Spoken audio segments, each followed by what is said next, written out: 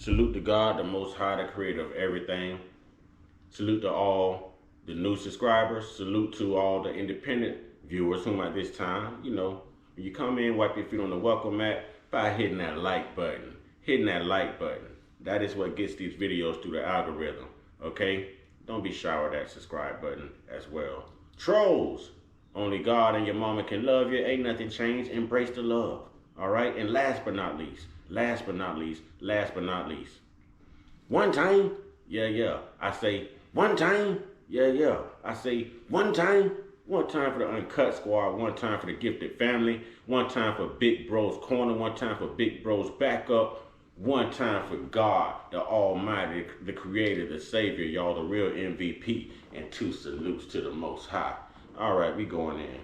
By now, everyone has heard that Joel Osteen's church was basically under fire, okay? 2 days ago, there was a live active shooter, okay? And the reason I didn't run this story right away is because there's always developing news and motives on these type of stories. So I don't like to be the first one to put out these type of stories because it's going to be a miscommunication and you're going to give information that's just not really reliable.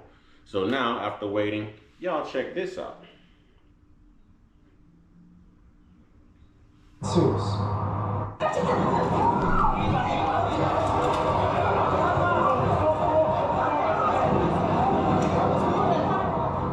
shots rang out just minutes before the Spanish language service was set to begin at Lakewood. You could hear people in the video saying, calm down, in an effort to avoid further chaos as people run for cover. We also got another video that shows people running out of the service and police officers running towards the direction of gunfire.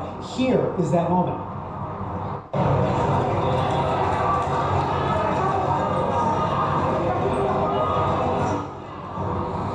All that chaos caught on video. These are new perspectives we are learning about today, and we're also learning more about the alleged shooter today.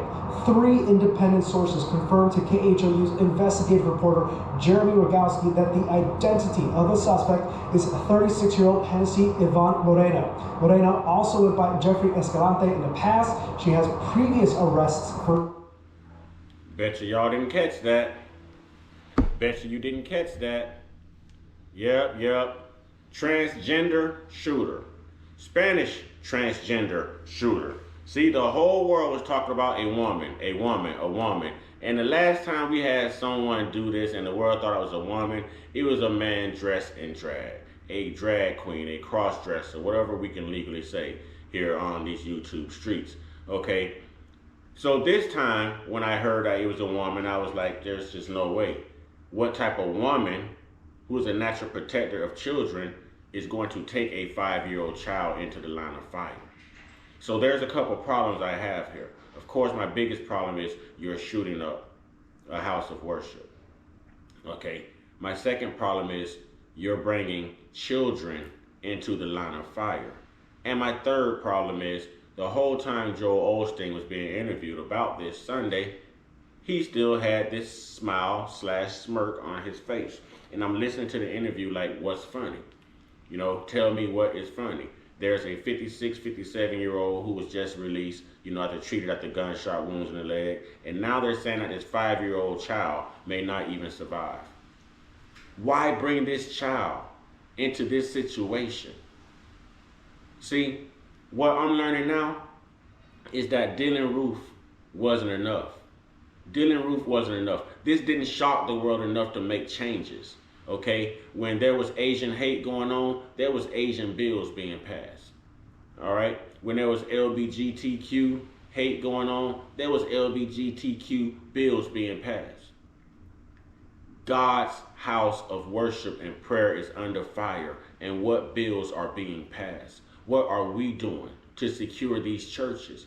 Regardless of what message he preaches, the human life is valuable. We're all created by God and we have a right to live. And we should always exercise that type of discernment, okay?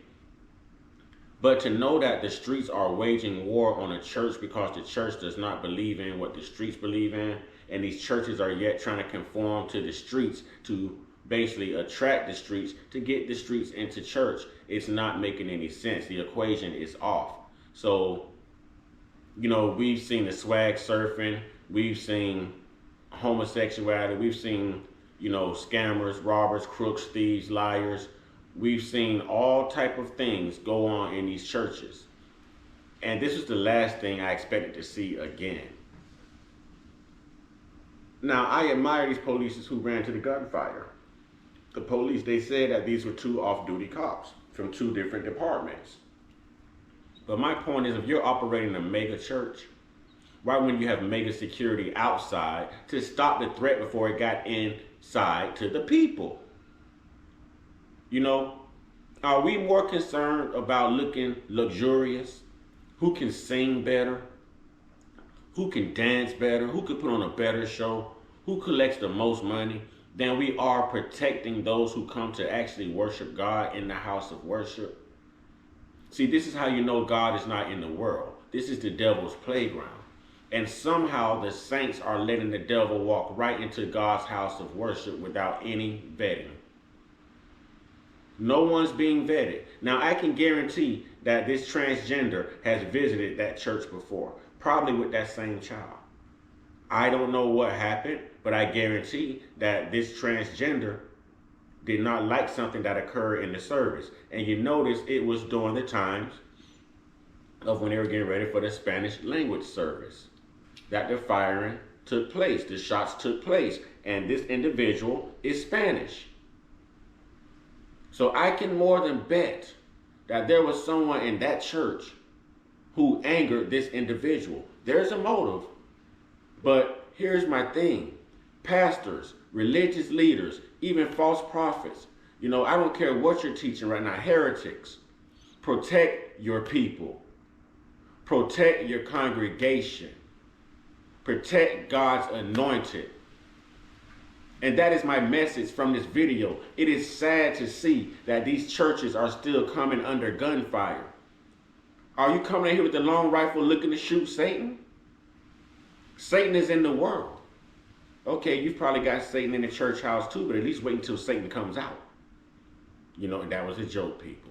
All right. Who are you coming to shoot? Why? How does a long rifle belong in a church? How are people making it cross parking lots in broad daylight with long rifles? With long rifles. There was no police. There was no one sitting in the car putting on late lipstick, late lip gloss. There was nobody trying to catch a Super Bowl preview. Notice that this is going on Super Bowl day. On Super Bowl day. So everyone who stayed home to watch the Super Bowl was okay. And everyone who went to church to be honorable towards God was under fire. Now it is said that those who love God and those who live, their life in alignment with God would come under certain constructs of criticism, certain constructs of hate, certain constructs of evil, certain constructs of iniquities, okay?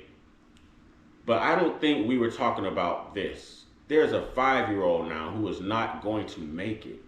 And I have a problem with the police open firing. I understand lives were at stake. But there was no one who could separate this child from the assailant before shots rang off.